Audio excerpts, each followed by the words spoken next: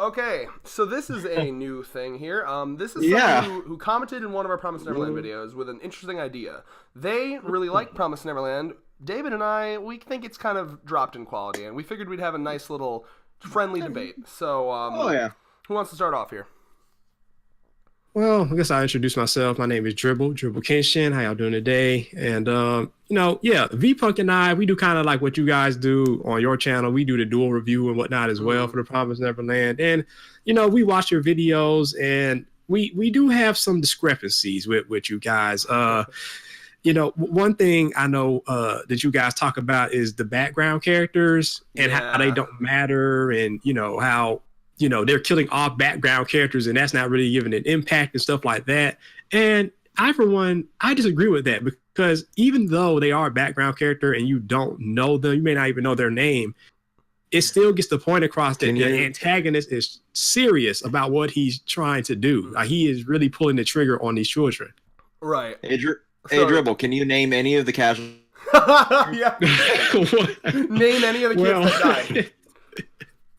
Name them. I mean, but now. Just because they don't have a name. Do we count casualties as in dead, or those that were injured? Because I would say the dead ones. Injured, okay, the dead ones, we don't know them. As in the ones that just happened in the recent chapters, we've seen them before. The only one that's like recognizable was the girl, because she was always there going to Goldie Pound Art. But the other guys, we don't know them. Right, so you're seeing the point. So my retort to that would be, But are either of you Bleach fans? I have a good metaphor here. Who reads Bleach? Either of you two? I've never read it. Really. I've seen Bleach, so I know Bleach. Okay, well, in the final arc, there was a moment where the villain came down, and they were like after he left, they were like, he killed 20,000 of the soldiers, but like no one named or characters that we had ever met died. It was just 20,000 of like the foot soldiers, and really all that what that equates to is basically the same as like a power level in Dragon Ball Z. What part of Bleach are you talking about? I'm talking about the very final arc in the manga. So if you didn't read, go so past you're the talking anime. about it? You're talking about when Yawatch just wiped out everybody? He came down and left, and then they had like the foot soldiers that had died. Yeah. So anyway, the last part of Bleach was just. Bleach fans don't ever want to talk about that. They're good and bad. It ended badly, certainly. What was good? What was actually like good about it? I thought there was a lot of good like Bankai reveals. There's a lot of answers or questions answered, although there's a lot of questions raised as well. There was a lot of ass pool reveals. You are right. He's not wrong. There were good. I think the original invasion was fun, but it just ended very poorly. So I'm talking about early in the final arc. Okay. But do you mind if I like the later parts? Yeah, no, the later parts are bad. But the point I'm making is when you have like a death count that is like a number, but it really isn't any character that we've become attached to. It's kind of the same as like a power level in Dragon Ball Z. It's like a meaningless number thrown out there to try to get you excited. Like, oh, well, he's 1,000,000. Well, I'm 1,010,000. It's really just kind of shallow, and it doesn't mean a lot. Where I stand on this topic, because Dribble, you set yourself up to get like shot in the foot with the way you started off this podcast. Where I stand on this when it comes to Neverland and the side character issue, I acknowledge that Neverland does have a side character developmental problem. So where it's like, yeah, those kids that did die in the last two chapters, excuse me. I'm like, yeah, they were randoms. Technically, it is last three if you count. No, it's not, because just go back before the Yugo stuff happened, because we'll probably talk about that later. When those whatever, because I don't know when they got that far ahead, but regardless of that, Neverland does have an issue to where it's not developing some of its. I don't want to call them the lesser characters, but the secondary characters. Mm-hmm. Oh yeah. But the thing with that though is, I know one of your videos too, you mentioned Neverland's awkward pacing. But the thing with the way this story is compared to other shonen, because this is definitely not a generic shonen. This shouldn't even be shonen. No, it's I respect it for trying to go a different direction, certainly. Like that's what makes it. That's what makes it like great. Mm-hmm. And then we'll get to other reasons why later. But it's like this. Let me keep going. It's like this though. With what's going on with it though, I wish it would take more time to develop. Let's say Gilda, Don, Gilda, Don, and others and stuff like that. But I think what shonen writers are afraid to do, because you don't see Oda doing this either. Like, when was the last time the camera left Luffy? Yeah, I mean, I get what you're saying, but, like, he still takes time to develop, like, the other Straw Hats, and, like, I mean, the last arc was about Sanji. Sanji got... Have you talked to other One Piece fans? Well, the disaster of Whole Cake? Because Sanji got shat on as a character in Whole Cake. Because what did he do other bake a cake for Big Mom that didn't even work? And they still lost Jinbei because of that. I think people forget that, and I don't want to get too much into One Piece, but I think people forget that his role on the crew is a cook. You know, people they peg him as a fighter, and he is one of the more powerful fighters. But at the end of the day, what he enjoys doing is cooking. So I had no issue with him doing that. I did wish that he had a fight, but no, I agree. But no, I mean, I don't think that.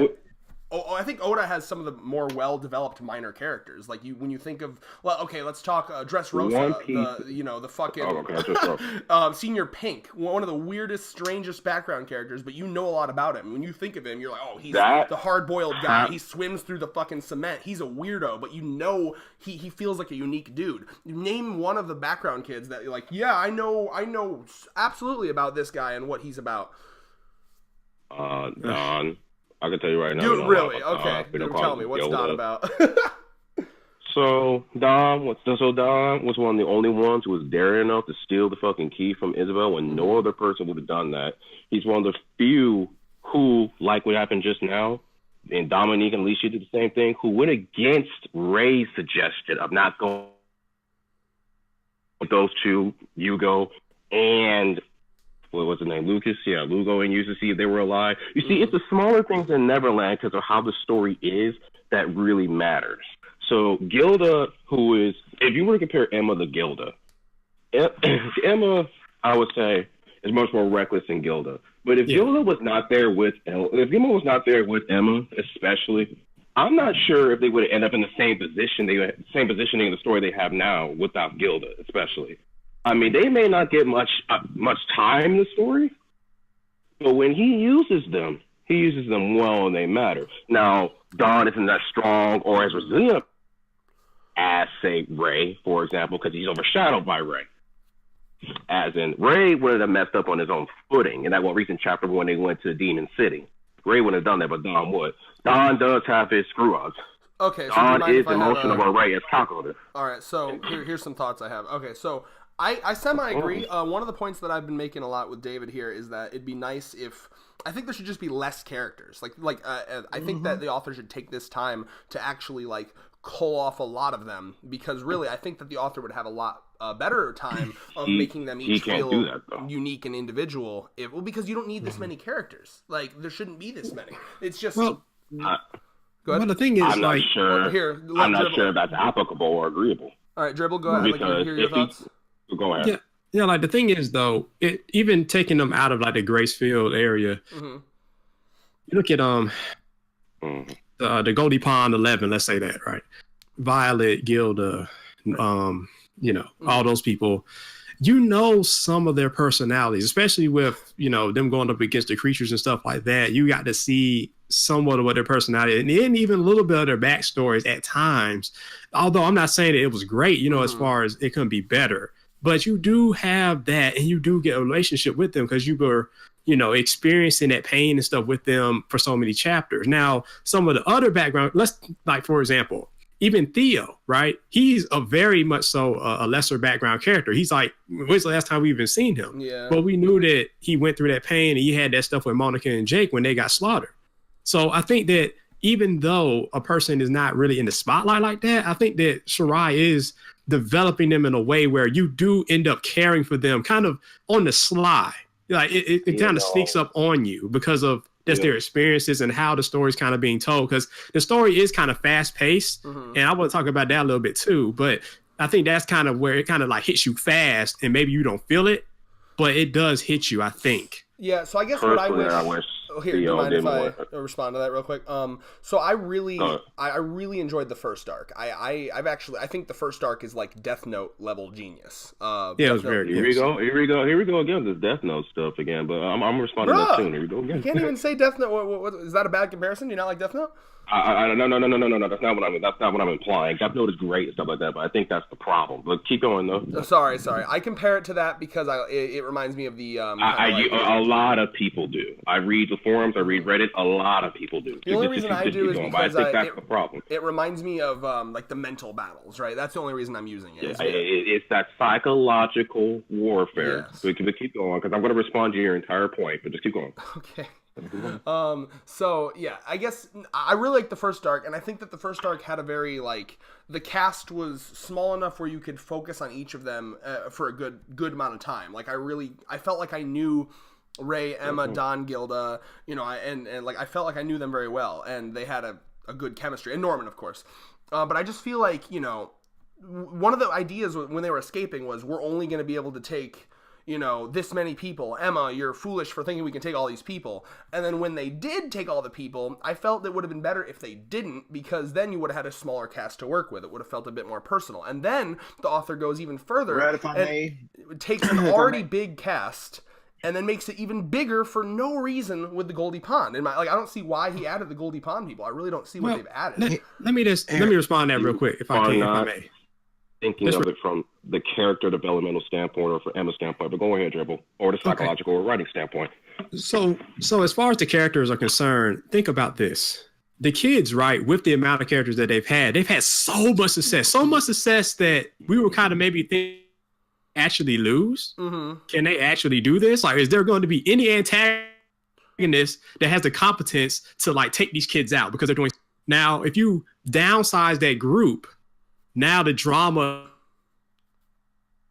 only a select few of the children and stuff like that, you don't have a lot of variables like, that could potentially bump into each other. Mm-hmm. But when you have way more children and way more characters, now you have a lot of not only external conflicts that could come upon them and screw things up, but internal conflicts as well, where, maybe divisions start to arise. Maybe a third of the children feel this way, a third of the children feel another way. And, then you get internal struggles as well. If I may.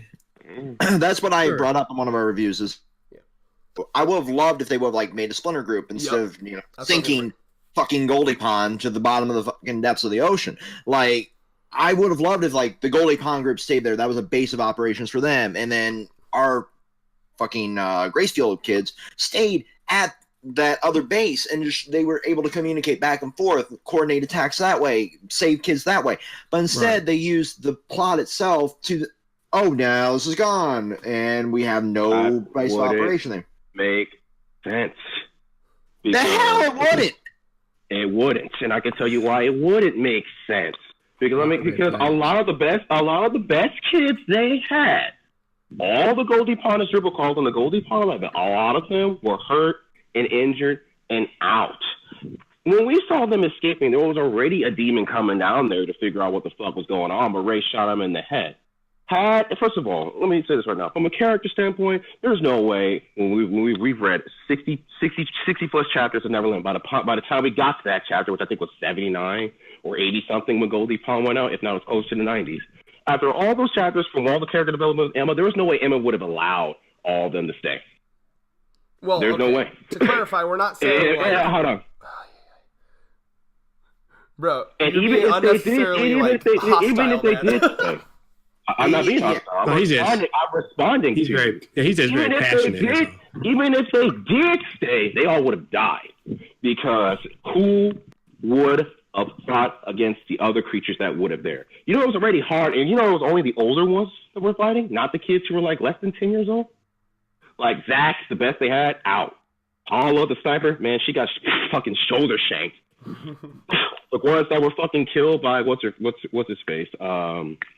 We had Bayon laying waste to pretty much everybody. We had Bayon, all of them. But that's the thing, though. The mass creatures the mass demons were much harder to deal with. There was nothing more than them. Mm-hmm. And the best they had were already out. Oliver and them were already ready to sacrifice themselves to go for Lucas. Well, Lucas himself wouldn't be able to sleep at night or allow it to do that. Like, you notice how this manga addresses psychological issues with whatever action that you do? Which is why it would have never made sense from a character standpoint or a writing standpoint if Emma did not, if Emma herself left with only a small group and not with the large group she had from Gracefield, because that was the entire point with the psychological impact, because that's what you liked about, which is why you compare it to Death Note. But you have to understand that there is not going to be another manga like Death Note. Even the writing itself in the beginning of Neverland implied that it wasn't going to be like Death Note in the first place, because it was going to expand beyond the farmland. That was the mistake the fan base made. Yeah, that's why usually when I compare the series to another series, I'll say this like Death Note and Hunter x Hunter, because it has that cat and mouse play, but it has the world building and the world aspect, big world aspect of Hunter x Hunter as well. See, so like, and that's another issue. Like, I wish it had. I would love more world building, right? So like one of my favorite chapters as of recent was actually when they were in the Demon City, and I hope to see more I love that. That. Yeah.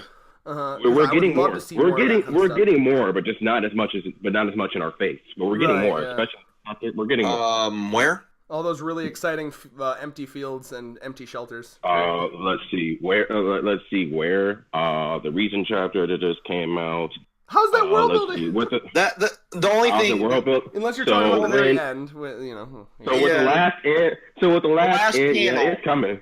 The last panel of this chapter, I'm going to respect Dribble not reading it yet. But the last panel, if we are to imply that they're actually going to not fuck that up. And we always knew there was more. We always knew there were more, people out there anyway, more humans. We know we're going to get there eventually. Mm-hmm. But like I said, that goes back to a common problem with Shonen, with the camera, the point of view. I'm going to call it the funny name, the Eye of Sauron not leaving Emma. When really, what we really wanted to see Norman and Phil and what the fuck is going on with them. Am I wrong? Can we all agree that we would love to see what's going on with Norman right now? Oh, yeah, absolutely. Yeah, maybe that was Norman in the background. I loved that chapter. But I think we might either get a novel or we might get a whole arc that is there is a novel, I believe. Yeah, there's. Yeah, I've read the first translation of it. It goes. It's pretty good, but it deals with like the first like chapter of it deals with like what Norman's internal thoughts were, what he was thinking back then in Gracefield. It starts at Gracefield before it like goes any further. I think there's probably more chapters translated by now, but I have to figure out where to find it. Gotcha. But I think good luck with that. Yeah, I know. I think the reason, that he did this time skip is because there's to actually make us suspicious, to make us feel uneasy, because notice the timing he did all this time. Notice the timing he did that time skip to make them older and stuff like that. Notice how there was a lot of plot things cut off. Yeah. Before we get to it. See, and that's what. Okay, go ahead. Go ahead. Sorry. Do you mind if I say something real quick and then you guys? Yeah. Sure. Yeah. Right, cool. Go ahead. Go. Yeah. Thanks. I'd be curious in your thoughts on this. I was a little bit disappointed with the time skip because one of the things I really wanted to see.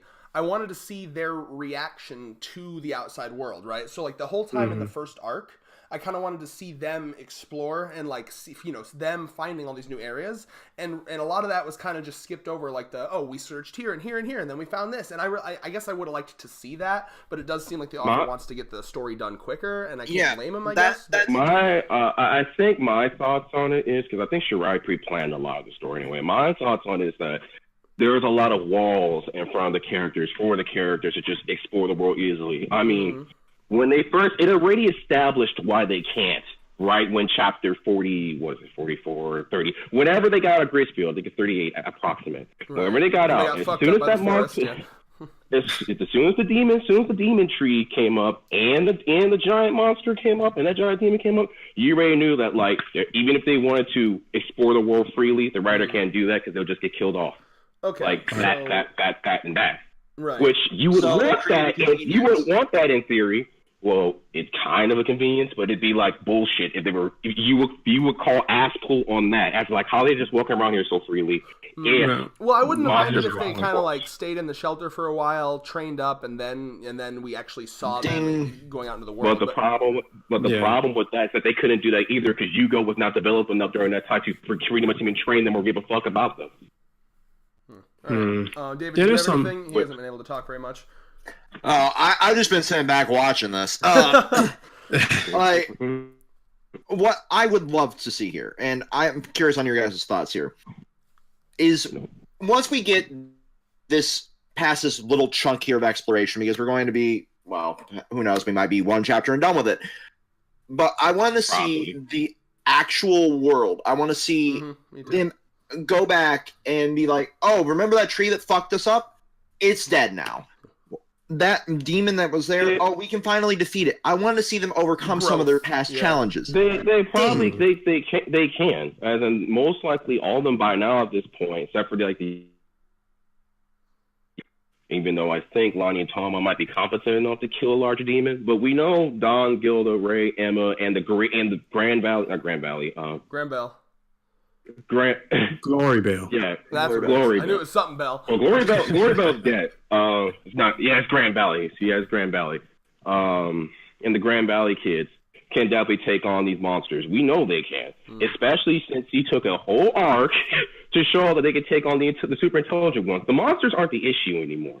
The monsters might not be the issue anymore. Humans are kind of the new monsters, I think. But the humans and the humans and the intelligence ones are both equal as enemies. It's that you can put the humans as more as a bigger enemy in a way because of the psychological effect of it all, which is why there was hesitation to kill them in the first place, which the writer already showed they had psychological hesitation because even in real life. I like that. I do. Yeah. Now I guess maybe I'm wrong for thinking this, but like ever since the beginning, we've had Emma kind of, and I warrant what you're saying about Emma, like she didn't want to leave people behind. Obviously, that was a big part of her character. I assumed that since this series is kind of a realistic, gritty-esque kind of series, I assumed that it was going to go down the path of that's not how the world works. You have to learn to make sacrifices in order to save the Well, I mean, it is taking a realistic route, but would it be realistic for Emma to just leave all them kids behind? No. I like that she tried, and she should have kept trying. Well, but I would have personally liked it if when the original escape, if she like let's say she's trying to escape and she brings all of them, maybe like the act of bringing all of them slows them down and a lot of them get killed, and then she has to deal with the psychological trauma of that decision. I can pretty much get what you said. Let me ask you something. Okay. Do you think it would have made like literal written psychological sense if all of them got slaughtered for Emma to not commit? For Emma, say if you got what you got in the story. Do you think it would have made logical sense for a 10-year-old to even be able to continue by herself in the story? In this world setting, I never thought about it. Think about it. Well, I know, but think about even if that happened to Ray, even if it was just Ray and Emma alone, if everybody died around them, Hugo, who was way more competent, like fucking foot soldier up in this bitch. Right, he lost his mind, went crazy in the bunker. Yeah. He was about to commit suicide, and that's a 27-year-old man. Which, by the way, we did praise that scene. I like that scene a lot. Yeah, that was deep right there. And you think a 10-year-old would be able to handle that? I mean, it was already a shock enough. Which, by the way, have you seen the anime clip from like Emma screaming? Most likely from the reaction. We don't see it. Probably seeing fucking Connie. Yeah. Like, you couldn't convince Japanese readers or even grown ass people like us that this little kid. Especially from the setting you got, and this is not some Dragon Ball Z, Hunter x Hunter, not superpower stuff. You could have convinced me that if Emma got all her friends slaughtered, that she would have committed suicide in this world. Many kids were already considering that. When you got the Goldie Pond, you were fucked. Fucked. Yeah, that's a good point too, because this is where The Promised Neverland is showing kind of its shonen colors right there, where it has the main protagonist caring about their friends and wanting to save them. Okay, I have no problem with that, to clarify. Right, but it also shows its different colors, where it uses the real life kind of thing that V-Punk was talking about. Because let's talk about Dragon Ball to compare. Gohan was a young person, right, when he fought Cell. He was like maybe 12 or so years old. And he had already been to Namek, saw all kinds of death and things around him as a young child. But yet, it didn't seem to really faze him like that. Even into his adulthood, Dragon Ball's not that deep, but it doesn't really faze him. It doesn't seem like, as far as him psychologically, like, oh man, I saw all this stuff. Now I'm just like, I have PTSD and stuff like that. Because he does fight when he needs to, you know? So, that being said, I mean, once having Super came those- around, he kind of doesn't want to fight anymore, but he still does. Right. That's what I'm saying. When he ultimately had to, he put his shoes on and did it. Yeah. But I'm saying, like, that's where it differentiates itself, because you have a protagonist that is young and they're reacting like a young person would, as opposed to, and usually in shonen, they don't necessarily act like a young person. They'll just take on the whole world and you're supposed to believe it, kind of thing, which is fine. It makes a nice story sometimes. I'm just saying. No, I like Emma. I like Emma having these psychological moments. I do. I guess I'm just. You want the snap. Well, first of all, I would love to see an Emma snap. Yeah, we love to see that. I've been looking for that for a while too. I'm like, I thought when the Lewis shit was gonna happen, I'm like, me too. But implied crazy Emma was like, especially from when after Isabel broke her leg and stuff like that. Oh, and that was one of my favorite question, scenes in the entire show. And when Ray asked that question, Emma, did you give up? And like she faked it though, but I'm like. we know Emma does have a crazy side. We know. Oh yeah, exactly. Because it was built up. One of my favorite scenes in the entire show is where Ray, talks about how he had that memory the entire time. He found out a long time ago, and he willingly let kids get sent out. And Emma has that whole "never do it again" moment. And because Emma has this obsession with saving literally everybody, and I like that. It's a very childlike obsession, which makes sense because she is a child. But I would like to see her illusion be broken at some point. I'd like to see her admit that is impossible. Think about how much weight that actually is. I'm not saying it shouldn't be done. But think about how much that's a character development. Well, look, I'm not against character development. You've probably been talking to me enough to see I'm not against character development. Mm-hmm. But think about what that is actually going to do to Emma, because once you end up becoming the monster that you try to avoid becoming. Think about the main character trio. Mm-hmm. What makes Emma stick out from Norman and Ray? She's motherly. She's kind of more innocent and pure. She's humanitarian. Ray is calculative. Norman, on the other hand, is like I don't know how to describe him, but it's he's a wild card. Norman would have left had it not been for Emma in the first place. Like Norman, because Emma was willing to forgive Ray, but if Norman was the main character, Norman would have left his ass. What person would you? I know it's kind of a personal question. But like, what person would you like better in real life? Say you fucked yourself up, you drunk too much and shit like that. What person would you like more? The person that forgives you, or the person that'd rather leave you on the street? Well, of course, forgiveness is always the best. But think about it this way with Emma though, because we're gonna run into the dynamic later on in the story when it's gonna be Emma versus Peter Ratry, and we have Peter Ratry, a guy who's a bastard, obviously. But the promise itself was set to protect the majority of humans. Because obviously what we see from Andrew, because he became the monster that, he became a monster. But Andrew's doing his job because he had to do his job. But perhaps these people on the human world don't view these children as people because they were the sacrifice that was made in order to progress the majority. But, we've always asked this question. I've asked these questions in Dribble's reviews, too, way in the long-ass videos of them. Will the human world accept these kids as people? As humans, yeah, we've been waiting for that moment. Brother, as your sister. Yeah. And probably not. But they're probably going to be looked at as like, you guys can't be here. You're breaking the promise. You're going to cause a war, Yeah, but, or it's like they may not even see them as people, similar to how Andrew views them. Well, it's probably been normalized at this point. Because it's funny, like, this is something I said too. Like, I was thinking, like, it's funny how Andrew is calling them animals and stuff, right? Calling them pigs and things like that. But he's the one who's acting the most like a non-human. Yeah, exactly. Because that's what I mean by poetic. That's the beauty of the research. Do you mind if I bring something up in that regard too? Like, I do think that, and I know you're probably going to disagree with me here, but please. Oh yeah, they're definitely going to disagree out on this.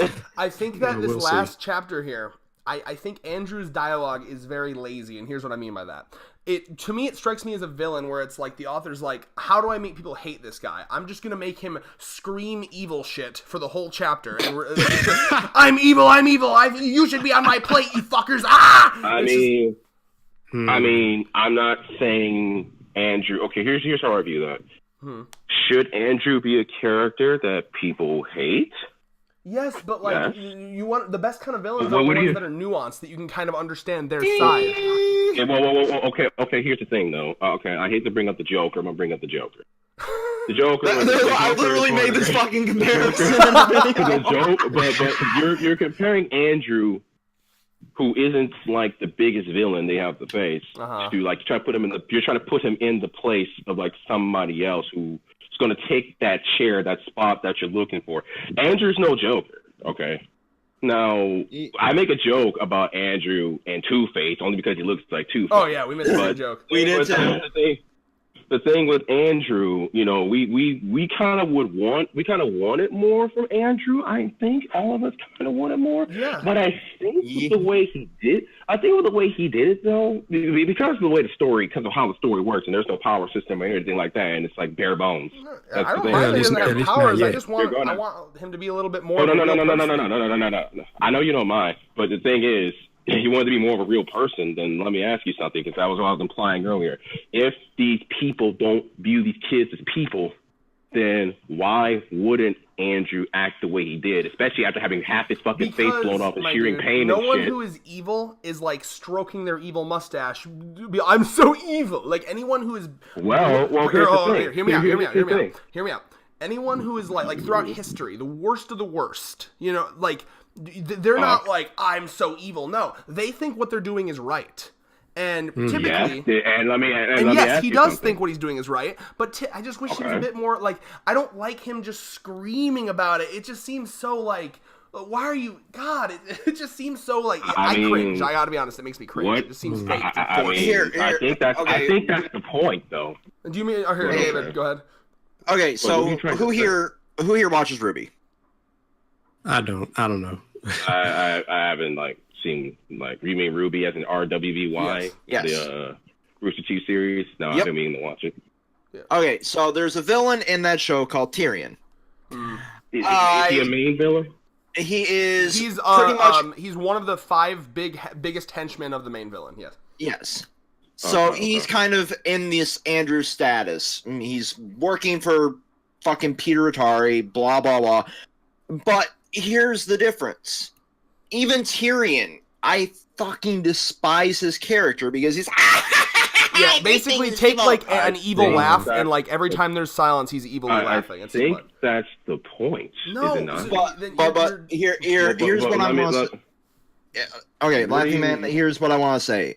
I respect Tyrion more than I do Andrew, because even Tyrion's dialogue, his actual dialogue that isn't that creepy fucking cringy laugh, makes him more of a character than generic fucking I shit phrases a villain should say into a bowl and pulled them out. I think in the context of Neverland, to where these kids are viewed as nothing but bugs and pieces of shit and worthless, you're not treated. I think that's appropriate.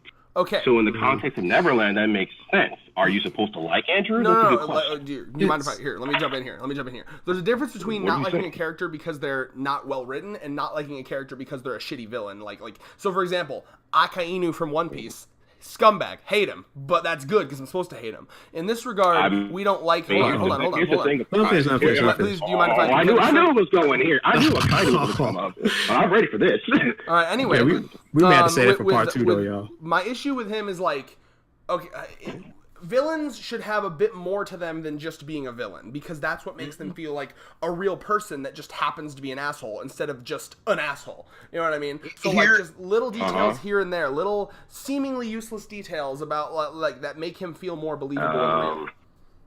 Okay. So I never did get the Peter Rattery, but since you brought up Akainu, we're gonna put them two in the same context. But keep going. You never said what? What did you say? So I'm gonna guess. Do either of you are either of you fans of JoJo's Bizarre Adventure at all? It depends. What part are you about to talk? What part are you about to talk about? I'm specifically gonna talk about part 4. I haven't seen it, but okay. Okay, well, I've mainly stuck with JoJo parts 1 through 3. I didn't like part 1, but one thing that I respect about JoJo is that they know how to make nuanced villains that kind of feel more real, right? So something that you're bringing up Kira. Something that Araki does in JoJo that makes their villains feel a bit more real is Kira isn't just I'm gonna kill you, I'm gonna kill you, and that's all he does. You see details of his everyday life. You see that he goes to a sandwich shop every day in the morning and gets this particular kind of sandwich. He sits and has a picnic, and like these little details that seem so weird and far out, they make him feel like a real human being that's just trying to live his life. But also have, you know what I'm saying? Yes. Okay. So are you going to allow me to respond to a lot that you're saying? Dude. Yeah, but you've been talking way more than me, my friend. Okay. So with all this, I'm not sure how Kira was developed in JoJo. I'll have to read it. But the thing is, with Andrew, if we're going to talk about Andrew, and what you're probably looking for is like, what you're probably asking for is like more of an expansion of Andrew's character to see, like, if he has some wacky qualities to him or something like that. Well, we know he has the tick. I liked the tick. Andrew, the tick to me implied instability. Agreed. Okay, instability. Andrew was crazy. But to do that, but after doing that type of job so many times, would it not drive you insane? Probably. Okay. So let's go to Peter real quick, because I believe if you're really gonna like look at Andrew, you gotta look at what we have on Peter right now, which is more than you actually think, because the principle, the promise, and stuff like that goes into things like questions of what is justice, what is right, and stuff like that, and then you gotta look at Peter versus James.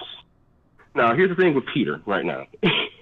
Peter himself is probably going to be much more diabolical, much more calculated. Like, if you want to find the Joker or something that's close, but nothing's going to be like the Joker, get out of it right now. Just in context in general, just it depends on what Joker you're talking about too.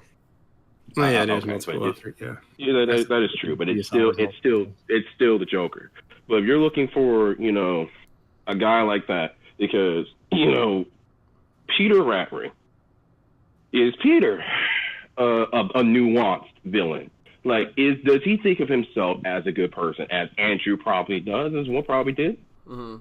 Most likely, because if you look at what the promise has set, the principle of it all, the human world thrives for the sacrifice of generations, even though it is morally wrong. But since it is, does James look evil? I think evil and what is good? And then you go to Kainu. Kainu may be a scumbag and stuff like that, but that's my favorite One Piece character because of the way he is. Because you're talking about the context of the One Piece world, you have these pirate motherfuckers, terrorism, destroying cities, all kinds of shit. I mean, guys who even work in the police force and stuff like that. Some of them can be just as bad too. Like Garp is the most innocent man of the bunch. If he hadn't saved Ace, many Marines would have probably lived. The Marine War probably would have never happened. But really, you think Akainu is a scumbag? No, he's not. One who's a true scumbag, the Wonko, Blackbeard. So the thing with Akainu though is his way of doing things. He's an extremist. Right, he's doing his job, and he believes in absolute justice. Like, if you're a pirate, no matter what, Okay, so he was willing to kill Nico Robin and stuff like that. But like, does that make him? But in the context of it all, does that make him truly evil? That's debatable, though. Right. Well, that's kind of the nuance I'm looking for with Andrew. Exactly. So, but you have to apply it to Andrew, because really, Andrew is doing the service. He keeps the. Hold on, real quick. I know Alizel had to say something. Hold on, because he. Okay, so here's what I want to actually ask you. So, we're just going to equate him to like a soldier here. He's doing his job. He's doing everything he is required to do his fucking job. He's going out, he's killing kids, he's trying to protect the promise, right? That's his MOS. He's still a bastard, but yeah. Still a bastard. So, if Andrew is essentially just the good soldier fighting the good fight, how does that make him nuanced? Because at the end of the day, that's been told in. What do you define as nuance? What I would like to see from Andrew. Flexible villain. What I'd like to see from Andrew, if he wouldn't have, if he wouldn't have met the fate he met this week, I would have loved to have seen him get this flashback, have him flesh out one of many, many backstories that they could have done. What I would have actually loved to have seen is him meeting with people. I would love to have seen his initial meeting with Peter, why he joined up with Peter versus James. I would have, yes, Dribble. I already texted my friend. I said I'm going to be a bit late. I don't know about Red's status there. That's okay. But, yeah. We'll wrap it up in the next 5 to 10 minutes here. Okay. Okay, so I would love to have seen him actually meet up with Peter, got his original backstory, because we haven't really seen him fleshed out aside from like, I'm doing my job, I'm doing my tick here, I'm doing this. And in that same vein, we loved the Louis Bayon flashback. We loved exactly. that. I would like to have seen something that along that lines, because my response. Keep going. Bro. As a soldier on the front lines doing, which I think, okay, it fits his purpose in the story, and that's the issue with the series right now for me. Is like every character is just fulfilling their individual role. The characters not getting are anything plot-driven, not character-driven. They exactly forward the plot, and they don't really feel like they're unique people. It's like Red, Okay, I hated what you actually said, Red, when you said this originally. It's like watching a shitty Let's Play. The plot feels like a video game. Go from point A to point B to times it does seem like that. Yeah, like it's just go point A, point B, find this item. Yeah, all right, I get that. Yeah, thank you. I appreciate someone liking that metaphor. I just wanted to say something real quick, though, man. Hold on. It's like, the thing is with Andrew, right? I see what you're saying. I do. Because to me, he kind of screams generic shonen villain, honestly. I mean, because to me, he really reminds me. He reminds me a lot of Frieza. I keep on bringing up Dragon Ball. He reminds me a lot of Frieza. Stupid monkeys! Frieza, exactly. He was, let's just call it like prejudice. Okay, he was prejudiced and discriminatory against other races of people and or beings and whatnot. And Andrew's the same way with these children because they are a lesser type of thing. So Frieza thought himself as a superior life form. It's very similar to how Andrew feels, and that's I think where you get into that genericness. I think the story already prepared us to see that coming, though. Right. What I'm saying is that it might have been driven by his dialogue. It might have been driven by like, you belong on my dinner plate, you fucking swine. Yeah, but that's what I'm saying is like, I see what you're saying because to make him more nuanced, to make him more unique, to seem like a regular kind of foot soldier. He seems kind of different than that because he's enjoying what he's doing. Oh yeah, he's reached that Blackwater level bullshit. Some soldiers, even though they have to do certain things, they don't enjoy doing it necessarily. For example, if Andrew is the kind of person who he just, let's say they show him shoot at some kid or something, right? And they have somebody like having dialogue with him. He's just like, well, it's just a job I got to do. Exactly. Dribble. 100%. That little scenes like that would make him feel so much that would make him more complex because it's like he'd be almost like the strong silent type. He'd be more mysterious. But it's just not that way. But that's why I see where you're coming from. I just wanted to kind of say that part. Yeah. And I always try to concede a little bit points in a debate, so it's not super like. So. Right. I do agree with a lot with, in a way, but at the end of the day, I would like to see these characters fleshed out more. I would like to see, the Dons, the Gildas, the Jillians. And if you watch our review, this. I actually teared up watching or reading one scene of this. He really likes Jillian, so the scene where she's crying. I'll just say when Jillian broke down, that hurt a lot. I was like, my god, my heart. Like Jillian, because that's how much it hurt. But I mean, I haven't watched your recent review, but hopefully you didn't scold or make fun of Alicia and Dominic for doing what they did because No. You're not always the only thing we said negative in the entire thing was just that we think Andrew is a boring villain. Other than that, we liked most of it. And the way he died.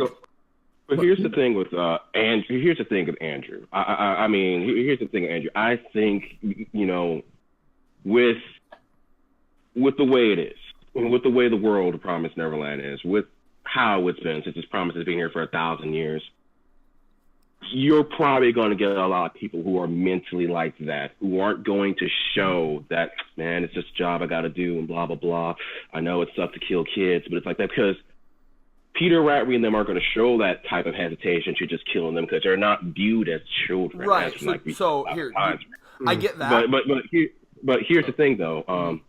Perhaps what you're looking for may come in time because no, we didn't get a flashback to Andrew, but we know that part of Phil. I think the reason he did that goes back to that time skip thing I was bringing up earlier. Right. Because Phil is still a storyline factor, we may see more of Andrew in flashbacks back then, as in perhaps Andrew used to be different before doing that job. Yes, I would love, and no, I agree with you. As of now, it makes sense that he would be desensitized to that. I would like maybe the process, because any military operation has a process where they have to desensitize you to killing. Exactly. They kind of have to. But for right now in the story though, Andrew, because of with the way the story was going now, this was of course going to get resolved really fast. Because I haven't seen a thing in Neverland that was going to last for 10 to 20 chapters, unless it's something with the creatures, the demons, because the demons are much more complex to kill. He was kind of introduced, and it seemed like he was going to be a big deal, and it just seems like he's out like that. And it's Well, he definitely is a big deal, because you have to understand, he's the reason. Think about the entire goal, Emma's entire goal in the fucking story right now, and she knows now. Emma's goal is to eventually get all the kids out, go back to get Phil, go back to get Phil, go back to get Phil. What the fuck happened to Phil? Oh, Andrew just mentioned Phil in front of Emma. That's true. Yeah, I hope he did. Andrew is huge. Yeah, Andrew was a big factor, a big pushing plot factor, which you don't like that, but he was a big factor. He also was a big factor in the fact.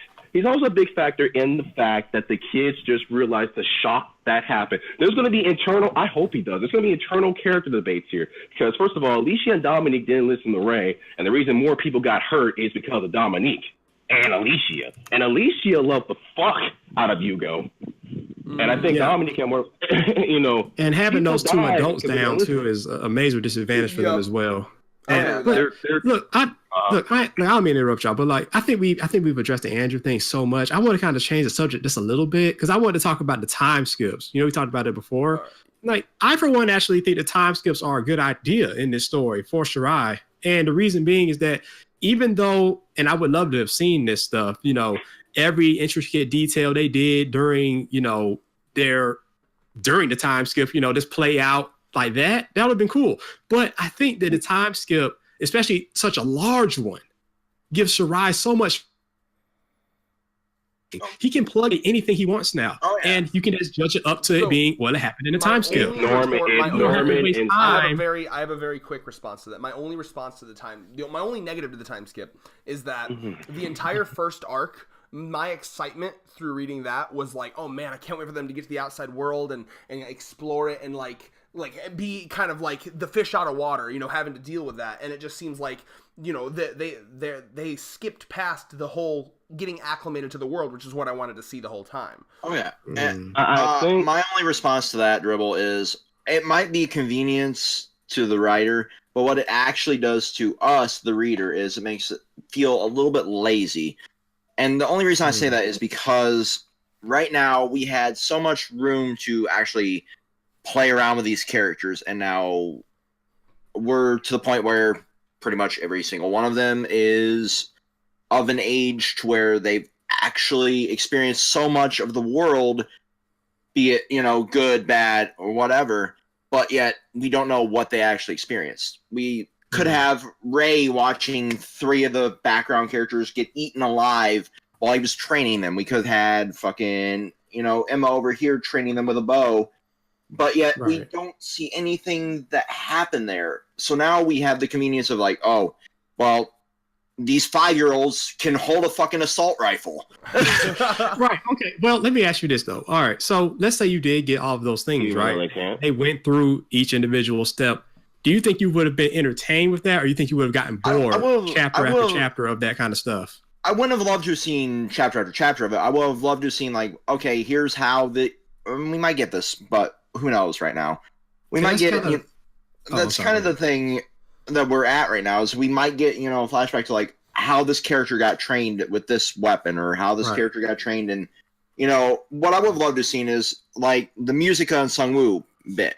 How they learned about the culture of the demons, the rose and all that. One of my favorite scenes is where they show the flower and really I would love to see them passing that on to the younger generation. This is what we were taught. This is how we do things here when we're hunting, and this is how we're doing things here while we're trying. Because now we are at a place where we have to actually have that. We have to have all these kids, learning how to hunt and fish and do everything to survive because they don't have the convenience of that shelter. Right. Now, I'm glad you brought up Hunter x Hunter earlier because that actually is my favorite series of all time. So what I look for with like world exploration is kind of like what you got there, where like they were going places and there was different and unique stuff throughout the world. Like, ooh, this is the world's tallest tree. This is a creature that like stabs his victims through the fucking tree trunk, and like little things like that. So you asked me would I be entertained if they explored the world chapter by chapter, and my answer is yes, I would have if it was kind of like exploring it like a new alien world to them, which it should be because it's the deep side of the planet. But we're going around in circles though, because even if they did that and they established this, even if they did that, many of them would have died in the middle of the time skip. That's my argument. But put them what? I would have rather there not been a time skip. That's my argument. Here's the thing. After the Goldie Pond happened, what else was there to really actually show? Well, they were looking for they were looking for the area, were they not? They were looking for that's true. Well, looking for the 7 walls. Yeah, and I would have liked to see them the journey of looking for that. But here's the thing. But here's the thing with the 7 walls. We would have seen the same old repetitive thing. I mean, we already knew Zach knows how to make an interesting world. Okay, fair point. Well, here's the thing. But here's the thing, though. We're not with where their location is. It's surrounded by mostly forest and maybe a couple of demon areas. But the author controls that. It doesn't have to be if the author doesn't want it to be. Okay, but here's the thing. He already established that way back. But it shouldn't have been established that way. Then you're saying it shouldn't have been written then. When it was already written. Well, look, let's just... No, hold on. You can't just retcon 30 chapters, 50 chapters of establishment. Yes, right. One Piece, my dude. These things are set up for like 20 years. One Piece. Okay, One Piece was supposed to end even before Marineford. Well, it's supposed to end at Marineford, I believe, but Oda changed his mind on that. With Neverland, it was already kind of messed that up for him. He talked about having to flesh out them, and they made the story long. Oda's a man that keeps coming up with more and more ideas. So, he keeps coming up with more and more ideas. Because we can talk about how cancerous hockey is. Oh my god! Can we not? A little off topic, but here. Okay. So then, One Piece has its flaws too. We can go on in that too. With the thing with Neverland, though, which you're like biting at Neverland has own flaws. Yeah. But what I'm saying is, let me finish. So what I'm saying is, with how Goldie Pond ended, with all the characters eventually coming back to with there being no power system, with them being just kids and only 20 of them, if not 15 plus 2 adults that can actually do something, even if they explored the world when they were already advised in chapter 50 and 51 by Sunjo and Musica to not go near water anyway, to not go exploring in the forest for so long. In chapter 55, I think, and I already said that they could just stay out in the desert and shoot birds and snakes. Okay. So I got you. What they had done. All right, guys. I do want to wrap this up because Dave and I have to get somewhere. But there's one last question I want to ask as the last final thing. Let's try to keep it under 5 minutes. Sure. Should Ray have died when he burned himself alive? Yes or no? He technically didn't burn himself alive, but yeah, he would have died if it happened. Right, but story-wise, would you have liked him to actually be killed there or not? Here's the thing. That would have taken Neverland in a totally different direction. I think he would have loved it. At a totally different. You would have loved it, but I don't think Emma. Of course, you wouldn't have loved it. No. I said you would have loved it. I know. But the thing is, I think in the end, Neverland would be a much shorter series. As in, Emma would probably die quickly in the forest if Ray died. I would say if Ray did, in fact, kill himself and Emma, being the main character, didn't save him, I think that would have set the Promised Neverland even farther apart. I agree. So I kind of want to say, as far as not being generic. I don't think Emma's character would have lasted. Yes, but because Ray is such a cool character and what we got to see, I kind of want to say no too. So I'm kind of caught in the middle a little bit. I don't know. So here's my thoughts on that. Laughing Man, you want to talk poetic? And one of my favorite moments, poetic wise, is I love that moment where he's like, You love the monologue. To be meat for this whole time, 13 or 12 or 13 years of work just to eat me. And at the last second, I'm going to ruin my product. At that point, he's not looking at himself as a person. He's looking at himself as a product to ruin for the fucking rich assholes that are going to buy him and eat him. I loved that. Do you understand why I think the past 2 chapters have been poetic and ironic? I get your point. Now that you've explained it, I do get it. I agree. But yeah, no, in my mind, I've always considered the cop-out of Ray not dying the beginning of the downfall of the series. Okay, I can't look at it that way, because if he had died, Emma would have nothing, and Emma would final have thoughts here. This will be final thoughts, so we can wrap this video up. But go ahead. I have 2 final points I want to make. So I've posted an image here that I put up in like 4, 5, maybe 6 discussions ago. Here, this was the plot from place to place to place to place to place to place. And Red, you love this. This was back when I was living with you. Yeah, the jump back and forth thing. Yeah, we went from Gracefield to the shelter, from the back to the shelter to Cap Vidala, to back and forth. Right. So now we have added to this, because this was multiple chapters ago. We have in there that cave. Other than that, what else? Not that far. Well, the idea is, like, we have a whole world to explore, and we're exploring the same tiny little spot of it. Oh, I see. Well, yeah, this is, I know, but you have to think about it from their situation. I know we have a whole world to explore, but they can't just freely explore the world. That's the problem. They can't, because I of see what where they you're are. coming from, but the So, author, I mean, it's more of an impatience thing. The author can, ass pull them to get through the world? I mean, that's what because during the time skip, they saw the world, we just didn't see it. Exactly. That's it. But you know what? We would see nothing but trees and wild. But it shouldn't be. He's a writer. Exactly. It should not be trees. You could literally. A good writer can make anything interesting. He's the god of this world. He can make it whatever he wants. He is the god, but you have to understand the world that he has already established. Wait, hold on. Wait, let me just say these. Already established the world since chapter 3 when they left. Chill. Hey, look, let me just say these. These are kind of my 2 final thoughts. I know you gotta go. So, all right, as far as going from the shelter to Kati $50, you gotta understand also that is a. That is the longest distance they managed to travel, and they had to avoid a lot of fucking settlements. And if any of them ran into any of the smaller demons, it would have been a long fight, and they would have died in the middle of nowhere out there. Potentially. Potentially.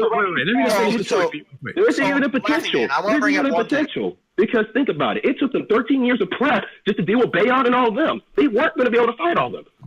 And a whole place full of them? That's not going to work. Let me just put this final point here. Because, so that being said, right, I guarantee you guys, if you would have read chapter to chapter, them walking through the forest, oh, look, a little bird in the chapter. Oh, that is a fair point. Oh, wait, let's sneak around this creature so we don't get caught. It would. But wait, excuse me, hold on real quick. But if you get the time skip mixed with very strategically placed flashbacks, that's going to get you pumped. That's going to get you hyped. And you're going to be like, wow, that was really awesome. Then you're going to be right back to the main story. I think you'll be more engaged with the story. That's why I'm really an advocate for the flashbacks, because then you'll get Dressrosa chapters like One Piece. Yeah, it's all about how it's done. That's kind of what I have to say. I got to go. Okay, people, and a lot of One Piece fans say Dressrosa was one of the worst arcs. Yeah. Mm-hmm. A lot of people say that. But anyway, we gotta head out. I'm gonna outro you guys. Thank you for coming on here. Good debate. Got a little heated, laughing, man. No salt here. Just a good debate, please. Here's what I want to say as our outro.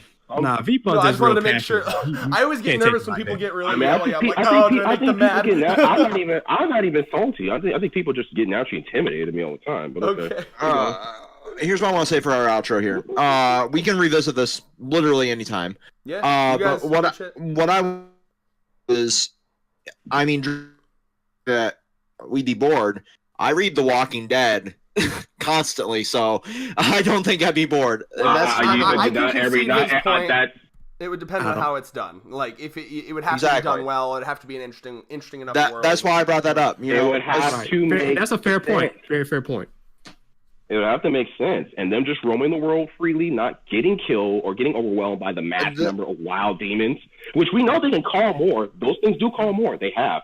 That's what chapter 60 into a situation where it's fight every single time. That can get boring too. So I mean, it just depends. The world that he's. I do get what you mean. The world he's created makes it a bit difficult to do that. I agree. So I'm excited to see where this arc goes from here. Maybe we can get a bit more exploration or however they do it. But good talk, guys. I'm sure we'll have you on again. Thank you so much for having us. It was a nice conversation for sure. We'll link your channel in the description. I'm probably going to upload this tomorrow, so we'll link it then. And, we got to get Ruby and our chapter discussion up today, and then tomorrow we can upload this and whatever else Red's filmed on his end. All right. But until next time, guys, peace.